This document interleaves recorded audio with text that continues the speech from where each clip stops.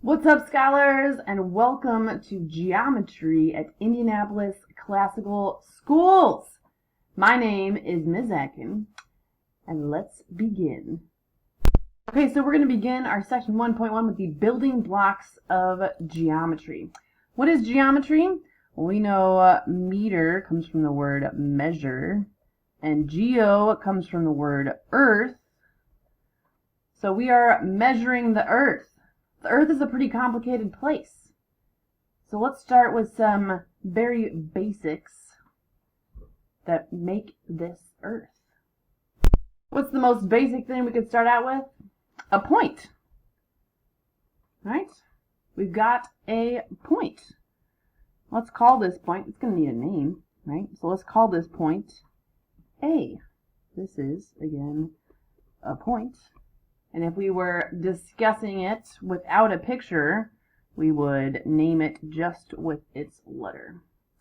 So actually, let's make this a little bit more organized. We'll have a picture here of the various building blocks we're talking about. We will say what its name is and its notation. So the most basic thing we could come up with, that's a point. All right, how about let's put 2 points now. Let's call them B and C, and let's connect them. So what have we made? This is called a segment. It's a segment from one point to another and is connected. And notation, we would put the letters of the beginning and end points, the initial point and the end points of this segment, with a segment right on top of it. So if you saw just this part here, BC, you would know that was a segment because of the notation with a segment on top of it. Okay, well, how about let's put 2 more points. Let's call them E and F, and let's say we draw a line that continues in both directions through these 2 points. So this is different from our segment that had a starting and a stopping point. This is going to continue on forever in both directions. This is not a segment anymore. This is a line.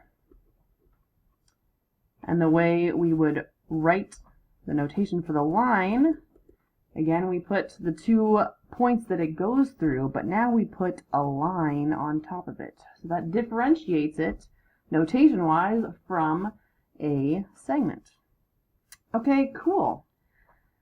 Now let's put 2 more points. What letters are we on? G and H. And let's start at point G and go through H and continue on forever.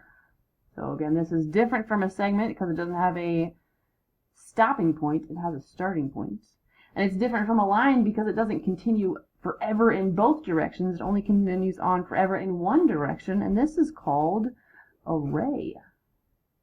And the notation for a ray is GH, the initial point, and the point it goes through with a ray on top of it.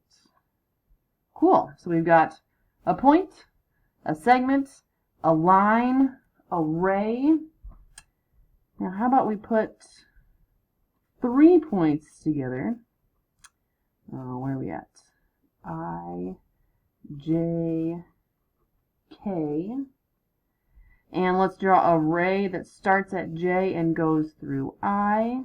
Let's draw a ray that starts from J and goes through K. What have we made now? 2 rays that have the same initial point. This is an angle. This is an angle. An angle has a special symbol, an angle. And we would name this angle IJK. IJK. IJK. Or we could name it in the opposite direction and it would be the same thing. KJI.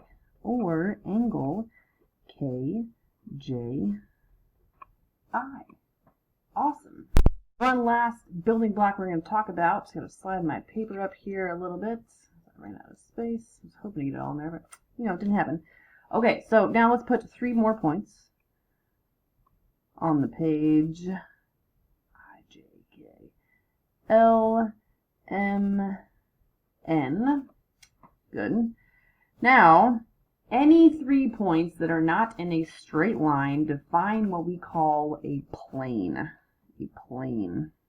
A plane is a flat surface that continues on forever and ever in all directions. But I can't draw forever and ever in all directions. So it will be sufficient to draw a chunk of this plane. Excuse my dog in the background. This is a plane. It's a flat surface. This whole sheet of paper, if it continued forever and ever, would be a plane. Or this table that I'm using to hold my paper, if it continued forever and ever in all directions, would be a plane. Any flat surface is a plane. And we name a plane using any 3 points in the plane that are not in a straight line. So we could call this plane LMN. Plane LMN. And indeed, there's infinitely many points on this infinitely large flat sheet. Starting to get weird, isn't it? Yep. There's infinitely many points on this infinitely flat sheet. As long as you picked any 3 points that are not in a straight line, that would all define, I'm starting to lose my letters, L, M, N, O, P, Q, R. Any 3 points that aren't in a straight line would name this plane. So let's pick one more. I could say O, R, P. Those are definitely not in a straight line, so that would work too. O, R, P. Cool. Any 3 points define a plane. That's why you will, you might have seen stools that have 3 legs, and you have to have 3 points to define a flat surface. Now this does not look like a great stool, but you would never see a stool with less than 3 legs because you have to have 3 points to define a flat surface. And hopefully your stool is a flat surface. So any 3 points not in a straight line would define a plane. There's actually a special name for points being in a straight line. That's called collinear. So a couple more definitions. I'm going to abbreviate definition as DEFN. Definition of collinear: 3 or more points on the same line. On the same line. Now, we are math magicians. We like to be simple with our words. So this word collinear obviously means on the same line. It's got the word line in there, and we know that co means together. Together. So these points are together on the same line. And similarly, we have another definition of coplanar, which you can probably guess what that means, because we've got that together part here. And what other word do you see? Starting with plane, kind of like plane. So coplanar means 4 or more points that are on the same plane. 4 or more points on the same plane. Okay, so let's think about this for a second. Why did we say collinear had to be 3 or more points? Well, any 2 points define a line, right? If I take 2 points, I can always draw a line in between them. So 2 points are always collinear. That's boring. And similarly with planes, we said any 3 points that are not on the same line form a plane, so any 3 points are going to be coplanar. So we wouldn't bother to call 3 points coplanar, we just know they are coplanar. So it's not interesting anymore until we get to 4 or more points being on the same plane. So quick little recap, we have a point, we have a segment that has a starting and stopping point that has this segment notation. We've got a line that continues on forever in both directions. that has this line for its notation. We've got array that has an initial point and then goes through some point and has this notation here. Notice the first letter we wrote in the notation is the initial point of the ray. So we wouldn't call this ray HG because it doesn't start at H, it starts at G. And then if we put two rays together coming from the same point, we make an angle, and we name that angle with three letters. We would say either IJK or KJI. And then a plane, which I put a whole bunch of points on here, but we name a plane with any 3 points that are not in the same line. All right, this is cool being able to draw this stuff on paper, but it is cooler being able to draw it on a computer. So we're going to go check out our first amazing internet tool called GeoGebra. Let's go into the Googs and type in GeoGebra. GeoGebra. Awesome, very cool. GeoGebra. Let's try this GeoGebra Classic. Pretty sure that's the one we want. Oh yeah. Oh, this is nice. Alright, so let's check this out here. We've got this grid. We've got a bunch of buttons over here. It says some tools over here, and then some things we can type in. I'm going to go ahead and star this, because I'm going to come back to it a bunch. And it's got a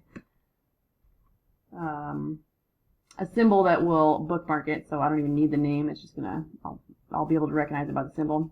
So cool, it's saved on my bookmarks bar. Let's just double check. Oh, look at that. Yep, there's our GeoGebra. I can click on that now, and it should take me to that GeoGebra Classic. High five. Awesome. Okay, for this initial demonstration, I want to get rid of this coordinate grid, because I think it is, I just don't like it. Don't want it right now. So let's go into our settings, and let's say I don't want to show the axes. Goodbye. And I don't want to show the grid. Okay, now I got this nice blank space. So let's start with the first thing that we talked about, which was a point. I'm going to put a point on our spot here. Now if I had the grid up, you would see where these coordinates make sense. So I guess I could do that real quick, just to show you where that's coming from. Show our grid and our axes. So A is at negative 4.3, 0.5. Cool. I'm going to turn these back off for right now. Great. So I've got a point. Now let's do 2 more points, and let's make a segment between them. Oh, see, this is pretty. This is pretty. And over here, this shows us segment BC. Now, it's not using the notation that we talked about. Okay, fine, GeoGebra has a different notation, but we know it goes from B to C, and it's showing us that the measure of that segment is 2.64, whatever our units would be on this. 2.64. That's pretty cool. Let's do, we did 2 points, and now let's draw a line in between those 2 points. Whoa! See, it goes on forever and ever. Now this over here says line DE. It doesn't give us a distance, because that wouldn't make sense, because the distance would be infinity, right? But it does give us an equation for this line, which again would make more sense if we had our grid up and our axes showing. And if we rearrange this, it looks like we'd have a y-intercept somewhere around 2 and a slope that is like over 2 up 1, so we're rising like a half, so it's like a quarter, about a quarter. Anyway, we could rearrange this and get this slope in, or get this into slope-intercept form if we wanted. Which I wonder. No. Cool. Alright, let's take these back off. Let's go back to drawing some stuff. Oh, I added an intersect there. That's fine. Not a problem. So we have a point, we have a segment, we have a line. What else did we talk about? We talked about rays. Let's see if we can draw a ray from H through I. Yes. Yes, we can. Very, very cool. Excellent. We also talked about making... Oh, I don't want that. How do I undo? Let's see. Control Z. Does that work? Oh, no, this does, though. Great. You can go backwards and forwards using these tools. Okay. We also talked about making an angle. So we could make an angle with two rays. Let's do that. We talked about that initially. One ray here, one ray here. Et voila! We have made an angle. Now with this, we can do some even more interesting things here, where we could measure this angle. So if I go from L to J to K, okay, that's trying to measure that guy right there. That's not what I want. Let's go from K to J to L. Well, that's measuring on the outside. That's not the angle I want still. How about L to J to K? There it is. So L, J, K. So that showed us a limitation of this GeoGebra. It wants to measure only in the counterclockwise direction. So we had to start from L to J to K, and that showed us that this angle right here is 37.81 degrees. Awesome. Okay, so for this very first notes video, you're going to take notes on what we wrote down at the beginning, and you're going to submit a screenshot of your point, segment, line, ray, and angle with a measure, showing that you know how to use all of these tools. Very briefly, I want to talk about two other tools used in geometry. One being a protractor. That is a way to measure angles when you don't have that cool GeoGebra tool that will measure for you. These are what some protractors look like. And I'm going to show you in Delta Math how you're going to use these protractors. Since you won't have a physical protractor to use, we're going to use the protractor online on Delta Math, the software we'll be using to answer a bunch of our geometry questions.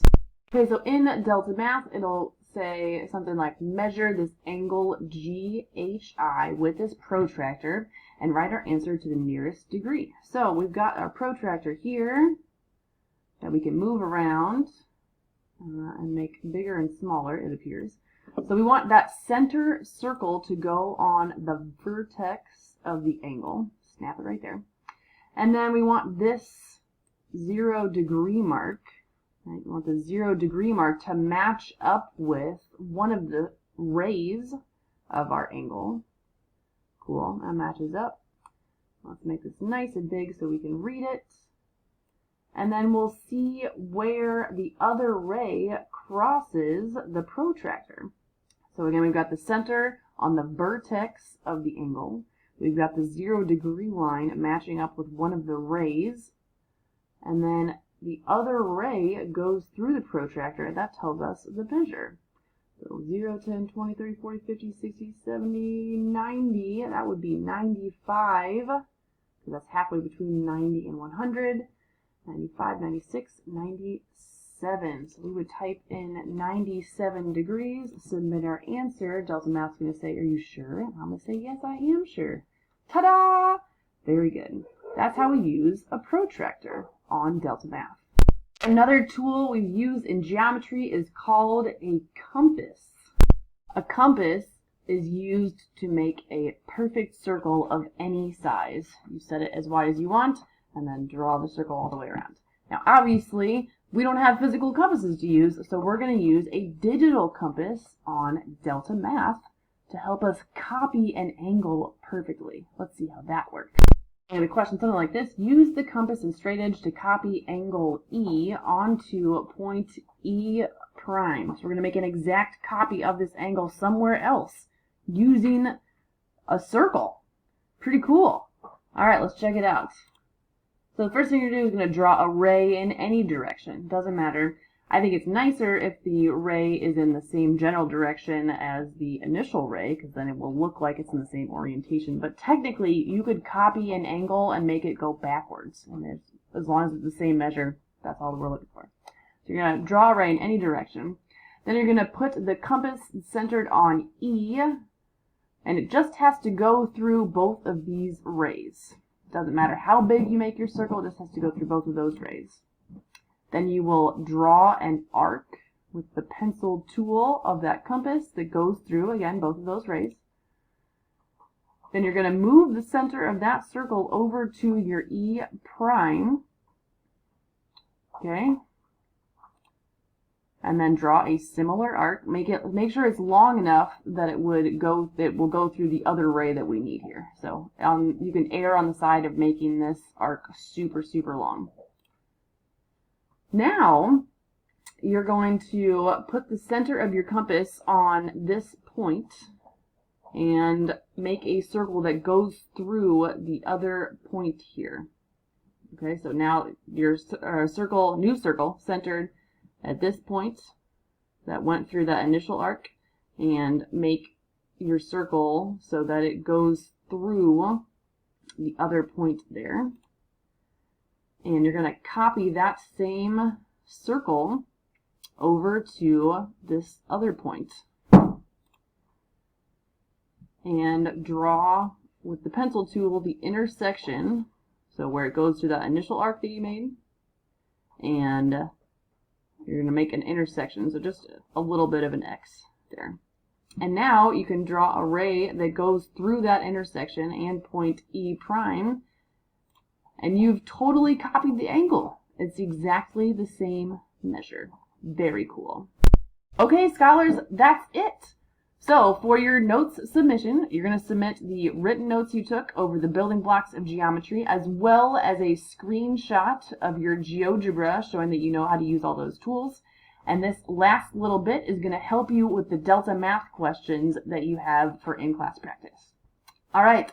I love you, scholars, so much. I will see you next time.